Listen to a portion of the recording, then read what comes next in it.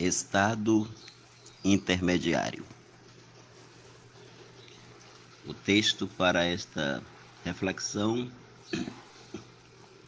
está em Efésios capítulo 4, de 8 a 13. Por isto diz: subindo ao alto, levou cativo o cativeiro e deu dons aos homens. Ora, isto ele subiu, que é senão que também antes tinha descido às partes mais baixas da terra. Aquele que desceu é também o mesmo que subiu acima de todos os céus, para cumprir todas as coisas. E ele mesmo deu uns para apóstolos, e outros para profetas, e outros para evangelistas, e outros para pastores e doutores, querendo o aperfeiçoamento dos santos, para a obra do ministério, para a edificação do corpo de Cristo, até que todos cheguemos à unidade da fé e ao conhecimento do Filho de Deus, ao homem perfeito, à medida da estatura completa de Cristo. Nosso Deus nos ilumina para entender a Tua palavra e orientar as pessoas que estão em dúvidas com relação a este assunto. No nome de Jesus. Amém. Falar em estado intermediário é abordar um assunto pouco conhecido dos cristãos. O estado intermediário na teologia está associado à escatologia. E o estado intermediário, enquanto definição, aborda o período entre a morte e a ressurreição de uma pessoa. Podemos dizer que o estado intermediário de Cristo, ele abrangeu da sexta-feira, às 3 horas da tarde, até as primeiras horas da manhã daquele domingo de ressurreição. Sobre este assunto ainda voltaremos neste estudo. No capítulo 3 do Evangelho de João, o Senhor Jesus Cristo, ele diz umas palavras para o rabino Nicodemos que o deixa intrigado. Ninguém subiu ao céu, senão o que desceu do céu, o Filho do homem que está no céu. Quando a gente olha para as páginas do Antigo Testamento, podemos perceber que dois homens de Deus, eles foram transladados para a presença do Senhor. Primeiramente, Enoque, lá no capítulo 5 do livro de Gênesis, este homem que andou com Deus, ele foi trasladado para não ver a morte. Deus o tomou para si. E o escritor de Hebreus, ele fala que isto aconteceu pela fé. Mas não somente Enoque.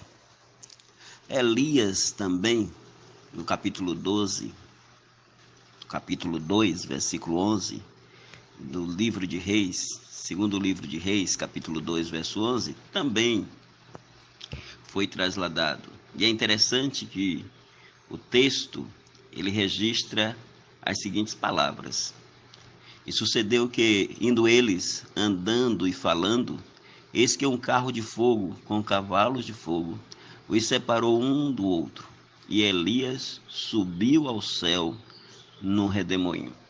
Entretanto, nós lemos lá no capítulo 3, verso 13 de João, ninguém subiu ao céu, fala de Jesus, senão que desceu do céu, o Filho do homem que está no céu. Esta fala do Senhor Jesus aparentemente pode entrar em contradição com o que disse o escritor de Reis em relação a Elias. Mas, numa análise mais profunda, podemos perceber que tanto Elias quanto Enoque, eles foram transladados pela fé, não para trazer salvação aos homens, mas porque foram salvos pelo Redentor, o Senhor Jesus. A compreensão desse texto, ela pode ficar mais nítida quando nós lemos o livro de Deuteronômio, capítulo 30, o quinto livro do Pentateuco, o livro de Deuteronômio, lá no capítulo 30, a partir do versículo 11.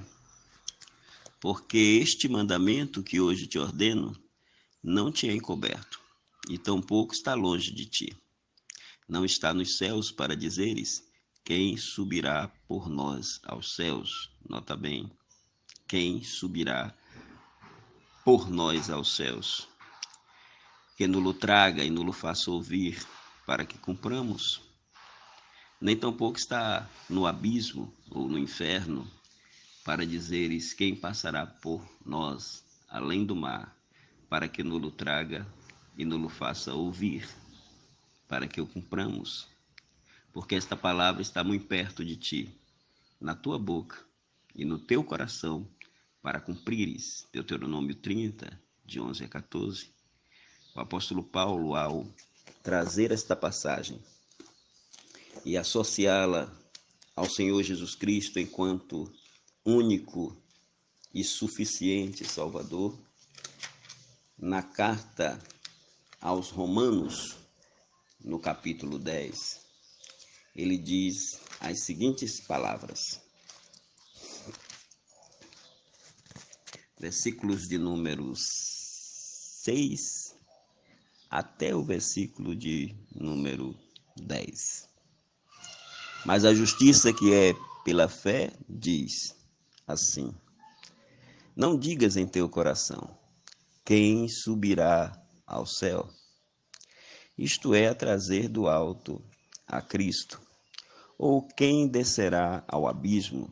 Isto é, tornar a trazer dentre os mortos a Cristo.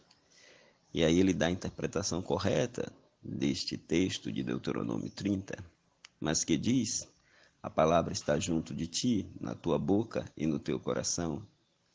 Esta é a palavra da fé que pregamos, a saber, se com a tua boca confessares ao Senhor Jesus e em teu coração creres que Deus o ressuscitou dentre os mortos, serás salvo, visto que com o coração se crê para a justiça e com a boca se faz confissão para a salvação. O salvo e o salvador aparecem nesse texto para deixar claro que só Jesus é o único que subiu ao céu para trazer a salvação, mas também ele desceu ao inferno. Isto precisa ser registrado.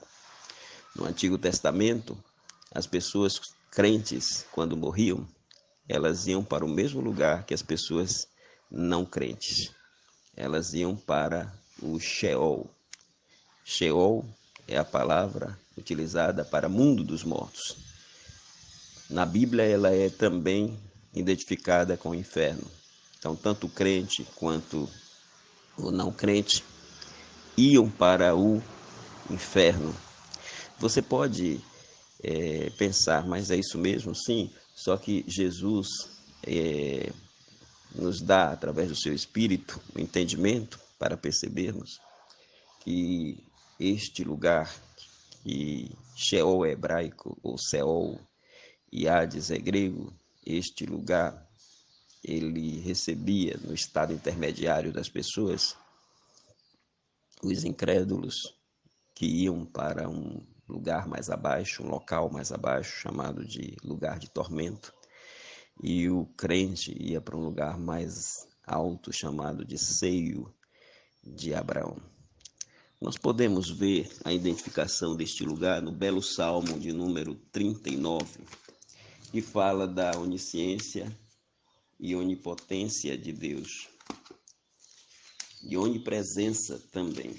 Este belo Salmo de Davi, ele diz: é bom que o irmão leia, ou a irmã, todo este salmo em casa, mas nós vamos pegar só o versículo de número 7 e 8, que diz: Para onde me irei do teu espírito?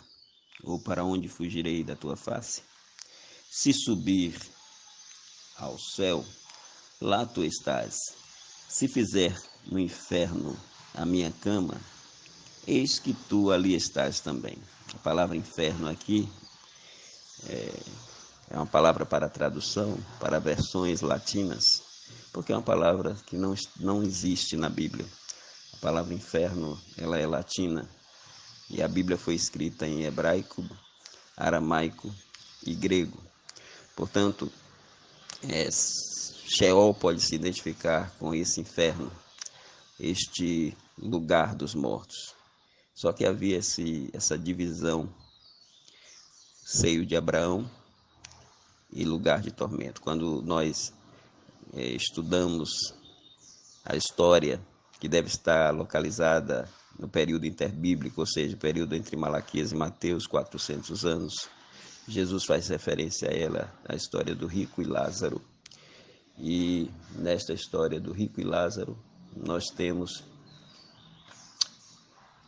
o rico morrendo e indo para o lugar de tormento, e Lázaro morrendo e indo para o seio de Abraão, levado pelos anjos. E o rico podia ver ali, ao longe, Lázaro no seio de Abraão. O seio de Abraão era o lugar para esse paraíso. Eles estavam no inferno, os salvos, mas eles não estavam sofrendo, eles estavam em cativeiro, porque ainda o Senhor Jesus Cristo não tinha vindo e não tinha rasgado o véu do templo no sentido celestial, e a glória de Deus, a Shekinah, ainda estava encoberta. O véu ainda estava levantado, erguido, e aquele véu ainda não tinha sido rasgado para que os crentes pudessem chegar à presença de Deus. O Santo dos Santos simboliza o terceiro céu, o céu de Deus. E então o tabernáculo era feito conforme o modelo que Deus dava.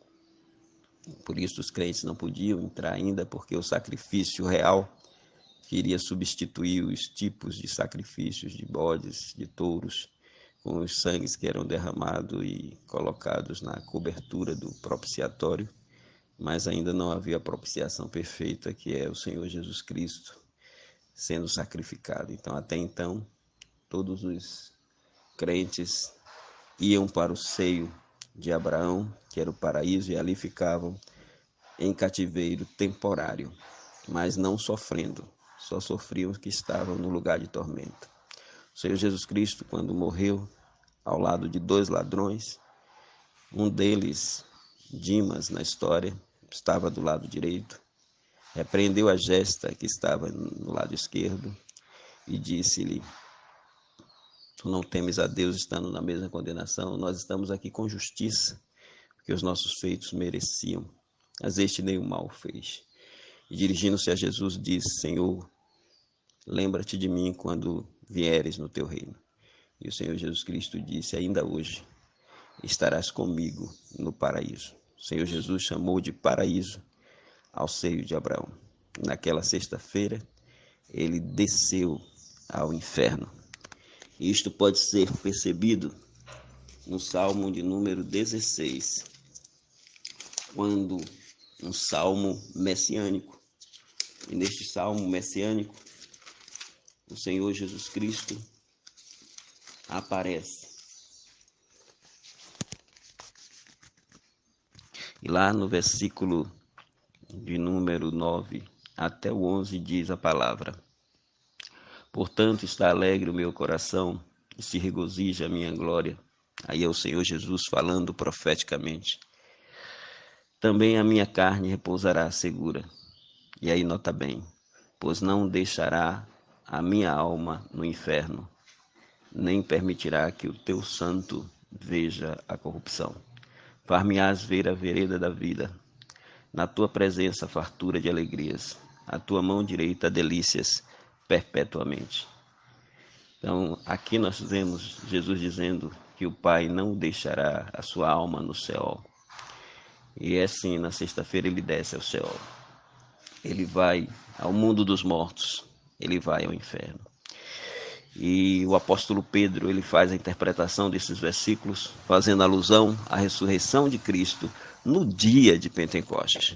Então podemos ir até o livro de Atos e ver aquele belíssimo discurso, através do qual resultou 3.000 almas convertidas. E ali, naquele capítulo 2 do livro de Atos, o apóstolo Pedro faz uma explanação belíssima da palavra de Deus. E ele cita o Salmo de Davi, o Salmo 16, que lemos há pouco.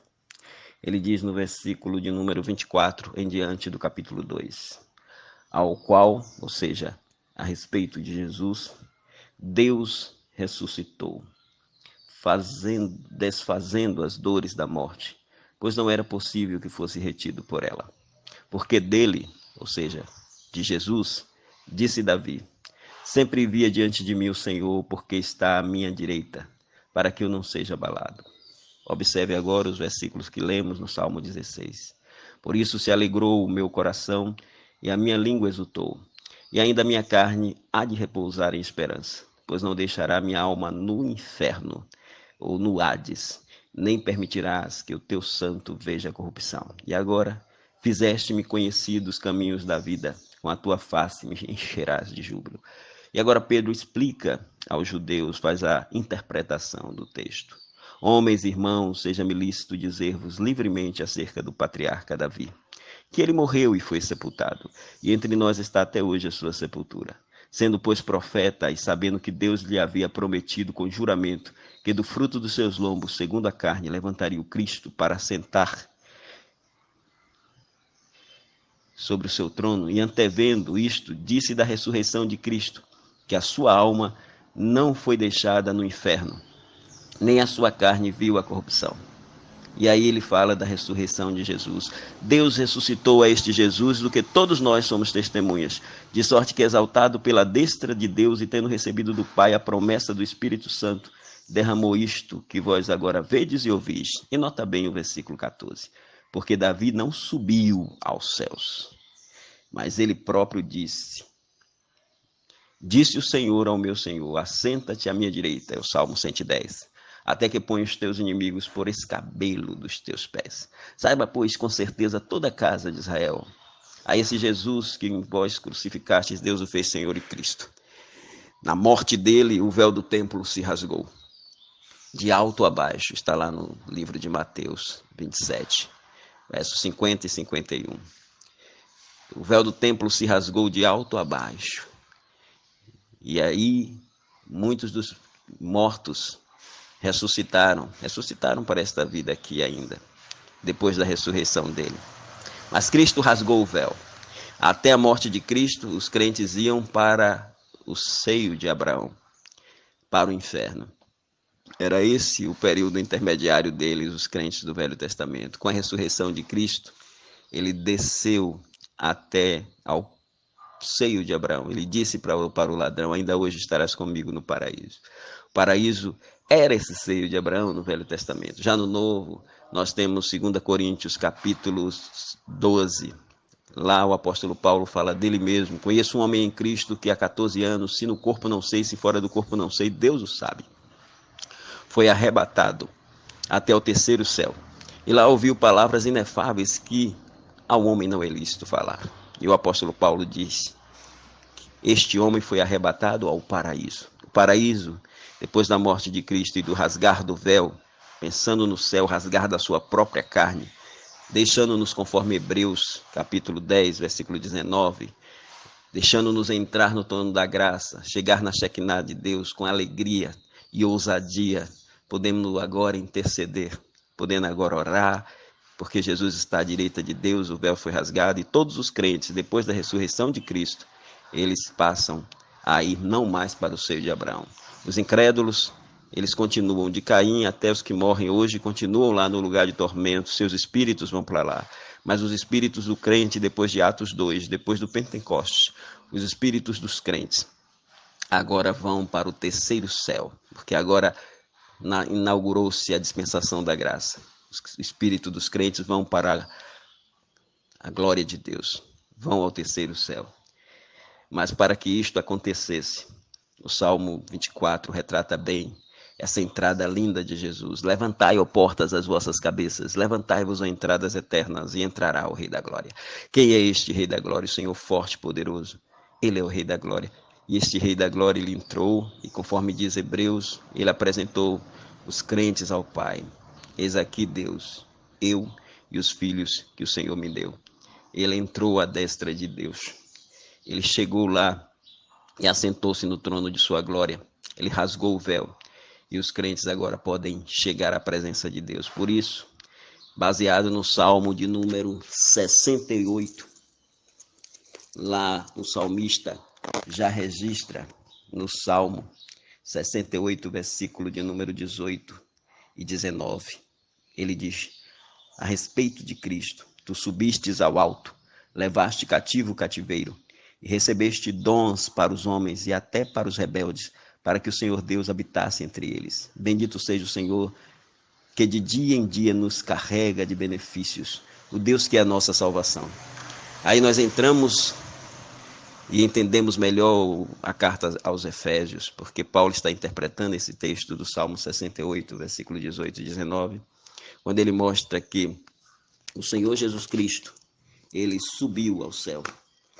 E ele subiu ao céu com esta missão maravilhosa, de pegar os crentes que estavam lá no seio de Abraão, que estavam lá no período do Velho Testamento, ainda presos àquele cativeiro, sem sofrimento, porém sem poder chegar na glória de Deus, a não ser, por propósito de Deus, Enoque e Elias. Por isto diz Efésios 4:8, subindo ao alto, levou cativo o cativeiro e deu dons aos homens. Ora, isto, ele subiu, ninguém subiu ao céu, ele subiu. Que é senão que também, antes de ter subido, ele desceu às partes mais baixas da terra, ele desceu ao inferno, ele foi até a presença dos crentes lá, juntamente com o ladrão da cruz, os crentes do Velho Testamento.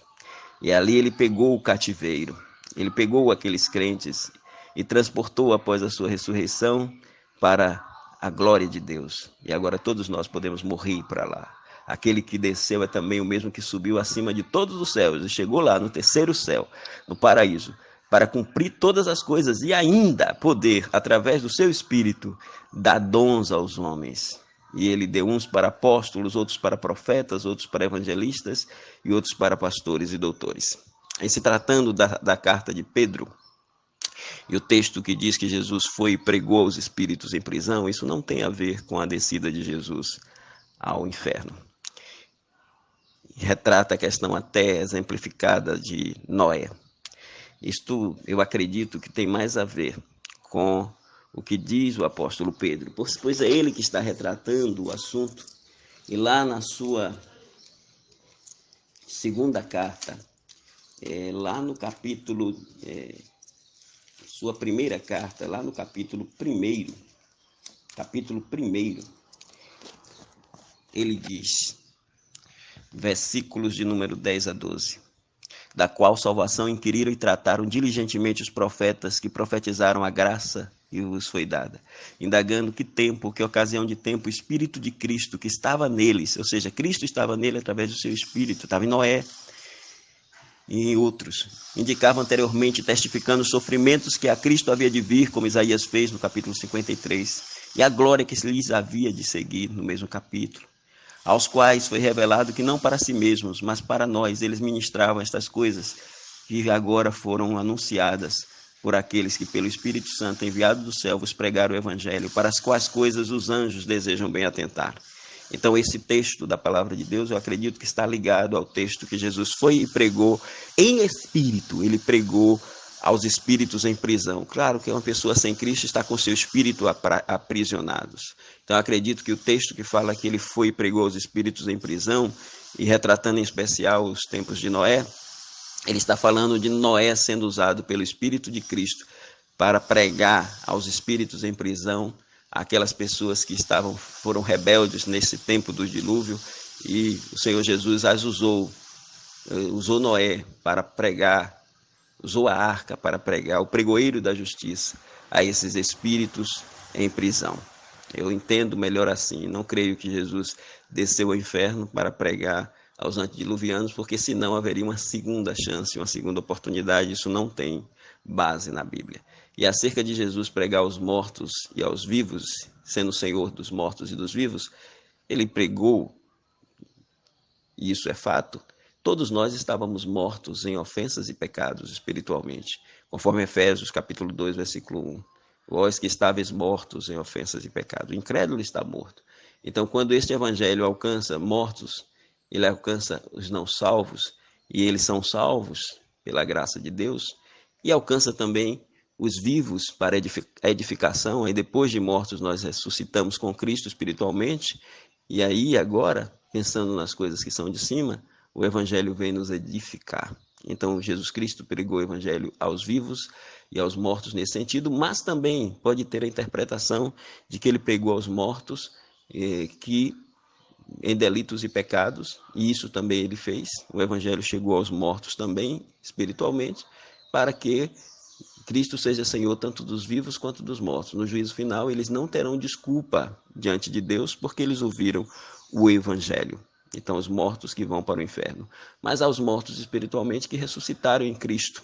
Esses também recebem o evangelho. E os vivos, aqueles que já têm Cristo no coração, para crescerem com a igreja. Que Deus nos abençoe. Era isso que queríamos dizer e passar. O estado intermediário é fato. Jesus, ele vai nos ressuscitar desse estado, ou, se o caso nós estivermos vivos para a vinda do Senhor, nós não vamos passar por estado intermediário, porque os vivos serão transformados e não precisarão de um período entre sua morte e ressurreição. Todos os que passam pelo estado intermediário são aqueles que ainda não receberam a ressurreição. Que Deus nos abençoe e nos faça compreender melhor a sua palavra.